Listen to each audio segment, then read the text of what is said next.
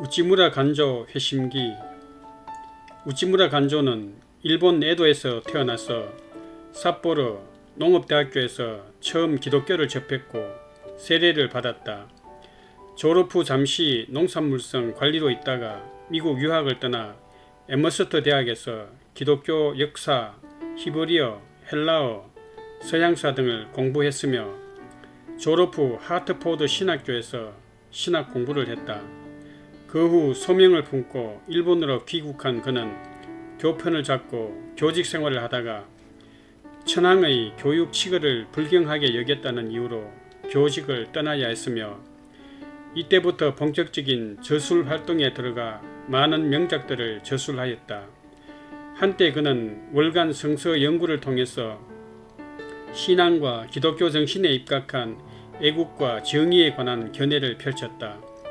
일본 근대화 산업 발전에 기여한 20인 중 기독교를 대표한 인물이며 기독교 신앙과 일본 민족주의를 묶은 공로 있는 인물로 평가받는다. 특히 기성교회가 지나치게 의식적이고 조직에 얽매여 있으며 신학에 사로잡힌 나머지 그 본래의 생명성을 잃어버렸다고 판단하여 무교회주의를 주창하며 성서 연구 중심의 기독교 복음운동을 전개했다.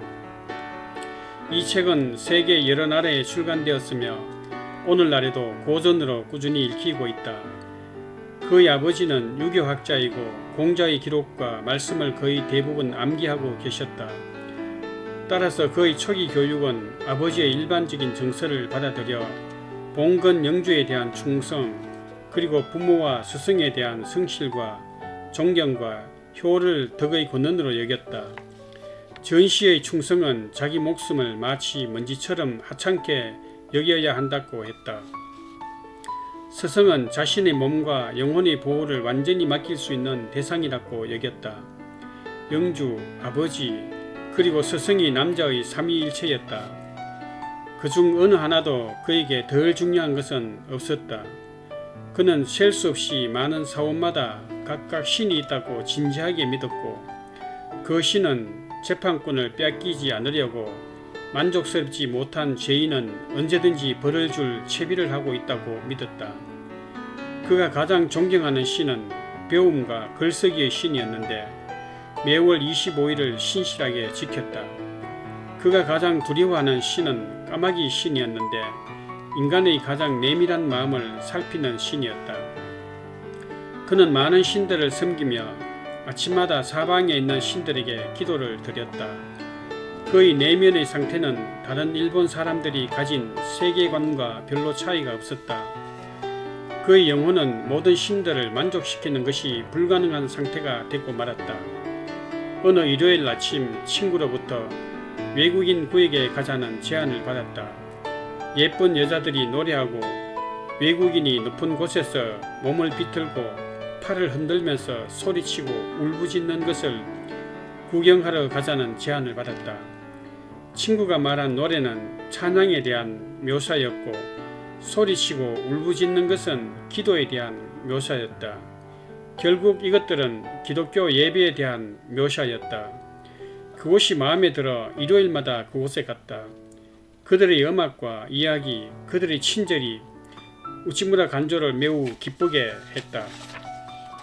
5년 이후 기독교를 받아들이라는 제안과 함께 지켜야 할 규칙과 희생이 제시되었을 때 그는 거부했다. 조국을 공경하고 조국의 신들만 예배하도록 배운 그에게 다른 신들에게 충성을 맹세할 수는 없었다. 그는 조국의 반역자가 될 수는 없다고 생각했다. 그 당시 그는 삿포로 농업대학 신입생이었는데 그것은 기독교 과학자의 노력에 의해 학교 전체가 이미 기독교로 개종해 있었다. 개종한 기독교인들은 신입생들을 개종시키려고 했다. 주변 친구들이 모두 전도되고 오직 그만 홀로 남아 곤경과 외로움에 남아 있었다. 어느 날 오후에 학교 근처에 있는 정부가 공인한 신전으로 갔다. 잔디 위에 꿇어 엎드려 진지하고 참된 기도를 했다. 지금 학교에서 일어나고 있는 기독교의 열광을 가라앉혀 주시고 전도자들에게 벌을 내려 주시고 조국에 대한 애국심을 가지고 있는 자기의 생각을 도와달라고 강구하였다. 그러나 학교의 여론은 너무 강했고 더 이상 저항할 수 없었다. 그들은 예수님을 믿는 자들의 서약이라는 것에 강제로 서약하게 했고 기독교의 첫걸음은 그의 뜻에 반하고 그의 양심에도 반하는 것이었다. 이때 그의 나이는 16세였다. 그 서약서의 내용에는 신앙 고백과 함께 기독교에 충성을 행하고 신실한 제자가 되기로 하나님께 서약하고 서로에게 서약하는 것이었다. 새로운 믿음으로 인해 그는 그동안 믿어왔던 800만 이상의 많은 신이 존재하는 것이 아니라 오직 하나의 신만이 존재한다는 것을 알게 되었다. 마침내 기독교의 유일신 하나님은 그에게서 미신의 뿌리를 제거하셨다. 이제까지 그가 했던 서약과 화가 난 신들을 달래기 위해 드렸던 형식적인 예배들이 이제는 하나님을 소유함으로써 전부 쓸모없는 것들이 되어버렸다. 오직 한 분이신 하나님은 그의 영혼에 참으로 기쁜 소식이었다. 이제 신중의 신을 찾았고 그 위대한 신이 자기를 지지해 주니 다른 신들이 더 이상 자기를 벌할 수 없다는 확신에 가득 차서 신전이 보이면 마음속으로 기도하느라 대화를 멈추곤 했다. 학교 가는 것을 대단히 즐거워했고 학교 가는 길이 너무 좋았다. 하나의 신이라는 사상이 준 영감이 얼마나 큰지 마치 기독교 전체를 이해한 것처럼 흥분과 감격으로 가득 찼다. 새로운 믿음이 가져다 준 영적 자유는 그의 지성과 육체에 강력한 영향을 미쳤다. 어떤 잡념도 없이 공부에 집중할 수 있었다. 새롭게 얻은 육체는 산과 들을 거닐면서 계곡에 핀 백합과 하늘을 나는 새들을 관찰하면서 하나님이 창조하신 자연을 통해 창조주 하나님의 섭리를 찾으려 했다. 미국에서 온 감리교회 목사로부터 감격적인 세례를 받고 새로운 사람이 된 것처럼 들떠 있었다. 2학년이 되어서 친구 7명과 함께 작은 교회를 만들어서 순번을 정하여 목사 역할을 하거나 신앙 토론을 하면서 예배를 드렸다. 주로 미국에서 발간된 기독교 서적들을 활용하였다. 유명한 신학자가 쓴 주석을 전부 읽을 정도로 7명 모두 열심이었다. 방학이 되어 집으로 온 그는 가족들에게 전도를 시도하였지만 어머니는 무관심하였고 아버지는 확고하게 반대하였다. 남동생은 그가 준 로마서의 구절들 사이에 기독교를 경멸하는 글들을 써넣어서 그를 자극하였다. 그러나 그는 참았고 계속해서 기도하며 간청하였고 마침내 학교로 돌아갈 무렵 그는 아버지에게서 신앙을 검토해 보겠다는 약속을 받았다. 학교 주변에서 설교와 연설을 마음껏 즐겼다. 그리스도의 제자들은 이교도와는 다른 사람들이라고 믿었고 친형제보다 더 친밀해야 한다고 믿었고 전 세계의 모든 교회도 마찬가지일 거라고 여겼다. 새로운 교회를 발견하여 교회 생활을 하면서 많은 것들을 배웠다. 이곳에서 처음으로 식사 기도를 배웠다. 이제까지는 한 번도 그렇게 하지를 못했다. 동료들과 함께 작은 교회를 설립하여 함께 신앙을 실험하며 예배 생활을 시작하였다. 일요일에는 주의 날이라 하여 공부를 하지 못하게 하였고 철저히 예배 위주로 생활하였다. 그럼에도 졸업 때는 이들 믿음의 동료들이 상위 1위부터 7위까지 하여 각종 상들을 차지하였다. 그들은 대학을 졸업하자마자 모두 직업을 가졌다. 어부였던 베드로와 천막 짓는 바울이 그들의 모델이었다. 그들은 기독교를 어떠한 형태로든 계급 조직이나 성직주의로 해석한 적이 한 번도 없었다. 세상 일을 하는 것이 전도자나 선교사가 되는데 아무런 장애가 될 수 없다고 생각했다. 대학을 떠날 때 복음을 위해 헌신할 것을 다짐하고 훈련과 목적지는 물질적이지만 궁극적인 목표는 영적이었다. 그의 아버지를 전도하기 위해 마가복음 주석 5권의 책을 아버지께 드렸지만 번번이 쓰레기통에 버려지게 되었다. 그러나 그는 끈질기게 쓰레기통에서 책을 찾아 아버지 책상 위에 펴놓았다. 마침내 그의 아버지는 그 책을 읽어보았으며 그 후 그의 아버지는 더 이상 기독교를 비웃지 않았다. 그는 두 번째 책도 그렇게 했다. 두 번째 책을 읽은 그의 아버지는 기독교에 대해서 호의적으로 대했다. 세 번째 책을 들였으며 그 책을 읽은 후부터는 삶과 태도에서 변화가 일어나기 시작하였다.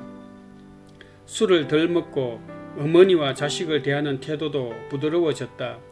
네 번째 책을 읽은 후에는 그의 아버지의 마음이 무너져 내렸다. 아들에게 말했다. 아들아, 내가 교만했다. 오늘부터 나는 예수님의 제자가 되겠다고 했다. 그 후 그의 아버지는 교회를 나갔고 1년이 지난 후 세례를 받고 성실한 기독교인으로 살았다. 그 후 10년 동안 그의 가족은 모두 교회를 다니게 되었지만 그들의 신앙 때문에 세상으로부터 냉대를 받아야 했고 삶의 유익들을 포기해야 했다. 우치무라 간조는 동료들과 함께 작은 교회를 설립하고 교회당을 구입하였다. 그들은 돌아가며 설교를 하였고 여러 업무들도 순번대로 맡았다. 연합과 자립을 위해 활발하게 활동하였다. 이웃 감리교회 교인들이 먼저 합류하였다.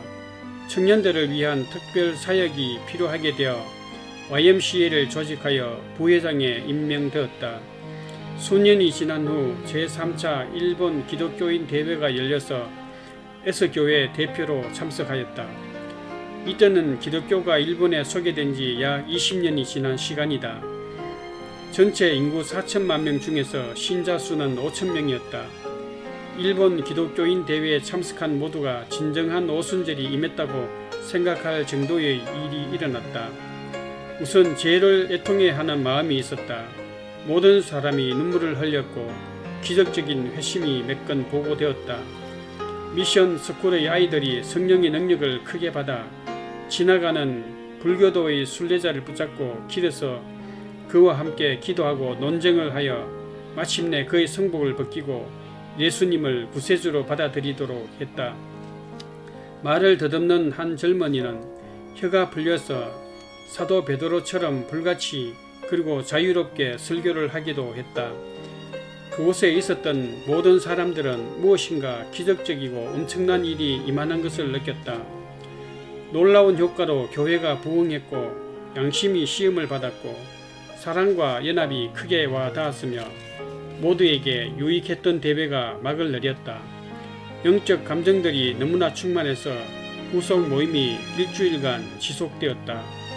소위 부흥이라는 것이 도시의 교회에서 일어나기 시작했다. 어떤 말로도 설명할 수 없는 매우 생생하고 신비로운 힘에 의해 영원히 누린 기쁨에 대해서 많은 사람들이 부끄러워하지 않고 담대히 이야기하였다. 영적 은사를 받는 방법을 배운 그는 진지하게 그것을 자신에게 적용시켰다. 사흘간 연달아 애통해하며 자기 가슴을 치며 애썼지만 특별한 은혜를 받지 못하여 몹시 실망스러워하기도 하였지만 자연스러운 과정을 통하여 재창조될 희망은 여전히 있다고 믿고 있었다. 그런데 신자들과 친구들과 아는 사람들이 매주 늘어나면서 그의 신앙은 감상주의로 급격히 기울어 갔다. 종교적인 이야기를 하면서 벌이는 잔치는 어둠의 세력을 정복하는 중대한 책임에 대해서보다는 기독교 티타임과 디너 파티에 대해서 생각하는 일이 더 많아졌다. 시골 교회를 갓 떠나서 어린아이처럼 순진하고 고지식했던 그는 시간이 지나는 가운데 본질이 희석된 도시 기독교에 자기를 스스로 던져버렸다. 그래서 하나님 나라는 매우 안일하고 좋은 인사말들이 오가는 곳으로 생각되었고 자유로운 대화와 사랑을 표방하는 종교로 여겼고 이성을 탐닉할 수 있는 곳으로 여기게 되었다. 선교사들이 교회의 모든 비용을 지불할 것이고 불교와 그 외 다른 미신들도 사워 물리쳐 줄 것이다. 따라서 그런 방식으로 모인 회심자들 중에는 실천적인 도덕을 다소 가볍게 여기는 사람들도 있었고 영적인 자유를 쾌락적인 관점으로 보는 사람도 생기게 마련이다. 영국 감옥 전도자인 존 하워드의 전기를 눈물을 흘리며 읽고 큰 기쁨과 위로를 받았다. 야고보서 2장 14절 내 형제들아 만일 사람이 믿음이 있노라 하고 행함이 없으면 무슨 유익이 있으리요. 그 믿음이 능히 자기를 구원하겠느냐라고 사도는 훈계하였다. 감상적인 기도 모임과 심리적인 전율을 일으키는 야외 집회로는 영혼이 성장하지 않는다는 것을 알았다.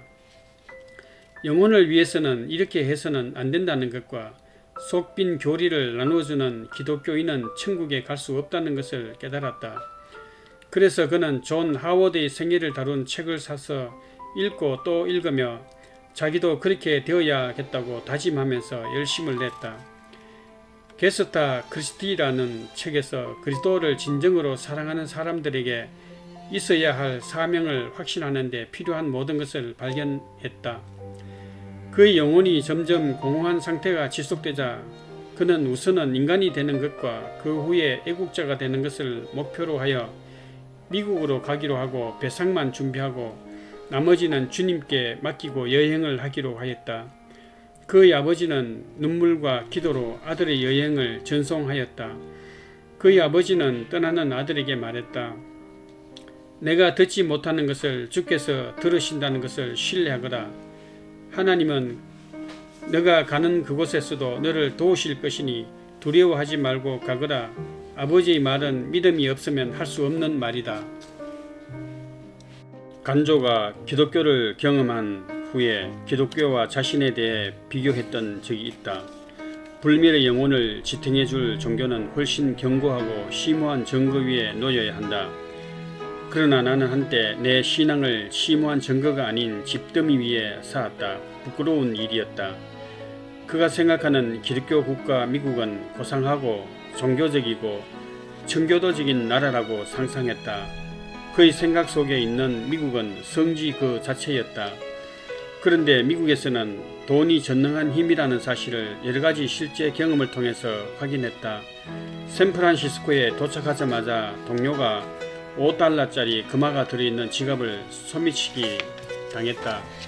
기독교 국가에도 소미치기가 있는 것과 미국의 지나친 인종차별 등에서 신앙의 큰 실망과 낙심하게 되었다. 미국에 도착한 지 얼마 되지 않아 펜실베이니아의 정신병원의 한 의사를 만나게 되었다. 그는 매우 실천적인 박애주의자였다. 그 의사는 간조를 실천적 자선을 밑바닥에서부터 두루 경험할 수 있도록 보조원으로 두었다. 그는 육신을 복종시키고 내적으로 정화될 수 있도록 훈련시키고 천국을 유업으로 받기 위해서 그곳에 있기로 하였다. 그런데 자신을 희생하면서 자기를 잊어버려야 할 수 있는 박애주의적인 요구를 따르려고 노력하면서도 자기의 내면에 있는 선천적인 이기심은 가지각색의 두려운 죄악상으로 나타났다. 박애주의는 그것이 아무리 고귀하고 섬세한 정서를 가지고 있다고 해도 명료한 이성과 강철 같은 의지로 고통받는 인류에게 복을 주지 못한다면 그것은 이 세상에서 별 효용이 없음을 가르쳐 주었다. 이곳의 원장은 그를 병적인 종교성으로 타락하지 않도록 구해준 사람이었다. 그의 진실성과 정통성을 의심하지 않았고 그를 인간화시킨 사람이 그 원장이었다. 욥기를 읽으면서 모든 재난의 궁극적 결과는 선하다는 사실이 그의 생각 속에 지워지지 않고 각인되었다. 인생은 천국에 들어가는 법을 배우는 학교다. 따라서 인생에서 가장 위대한 업적은 소중하고 영원한 교훈을 배우는 것이다. 천국에 대한 사랑을 위해 조국에 대한 사랑을 희생해야 한다. 필립스 브룩스 목사가 쓴 예수님이 미치신 영향을 잊고 큰 격려를 받았다. 간조는 자기가 하나님의 형제나 동등한 자격을 가진 존재가 아니라 아들이라는 위대한 발견을 했다. 성화의 중요성을 점점 더 많이 느끼고 있으나 이상적 순결의 상태로 들어갈 수 없는 자신을 한탄하기도 했다. 지혜의 무한한 기초 전체에 기대기에 인간은 너무나 유한한 피조물이었다. 그가 할 수 있는 것은 단지 이 기초의 작은 구석에 머무는 것뿐이다. 그 작은 구멍이라도 발견할 수 있다면 그는 평온해지고 차분해질 수 있다. 부활절날 영적으로 힘을 얻고 그의 인생 처음으로 천국과 영생을 어렴풋이 느꼈다. 청량할 수 없는 기쁨과 거룩함을 느끼는 한순간이 세상이 줄 수 있는 모든 기쁨을 수년간 누리는 것보다 더 가치 있는 것이라는 사실을 깨달았다. 그는 영적인 두려움을 갈수록 더 많이 느꼈고 그럴수록 더 빛을 달라고 간절히 기도하였다. 세계적으로 유명한 교사인 제임스 리처즈를 만났다. 그가 직접 실행했던 교수법에 대해 들었다. 그것은 가장 비천한 자녀들에게까지도 하나님 아버지를 보여주는 것이 실제로 가능하다는 것을 증명해주는 교수법이었다. 그 교수법은 그에게 큰 충격을 주었고 영구적으로 영향을 미쳤다. 그 이후 그의 교육과 박애주의는 더 이상 단순한 동정심과 실용성에서 나온 것이 아니었다. 이 두 가지 모두 고귀한 종교적인 목적을 가진 것이라고 여겼고 선하신 하나님의 일을 행하는 유일한 길이라고 여겼다. 그가 정신병원에서 보조원으로 일하는 것이 이제는 거룩하고 신성한 임무로 격상되었고 이런 거룩한 의무감은 그 일이 가지고 있던 모든 노예적인 요소들을 떨쳐버리게 하였다. 예레미야서를 호기심과 두려움으로 읽었다. 너무도 인간적이며 너무나 공감이 되고 미래 예언은 거의 없고 현재에 대한 경고가 가득한 놀라운 책이라고 감탄했다. 예레미야는 인간의 모든 강점과 약점을 보여주는 듯했다.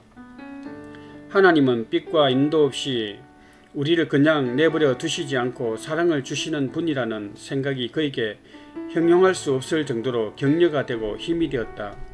애국심이 100배는 더 강렬하고 인상적으로 그에게 돌아왔다. 그는 자기 나라의 지도를 보고 눈물을 흘리며 기도했다. 그의 나라를 오직 의의 하나님을 통해서만 구원받을 수 있는 무력한 유대 땅에 비유했다. 부디 유대의 전체를 밟지 않게 되기를 기도했다. 이때부터 2년간 오직 선지서만 읽었다. 그의 종교적인 사상 전반이 선지서 때문에 바뀌었다.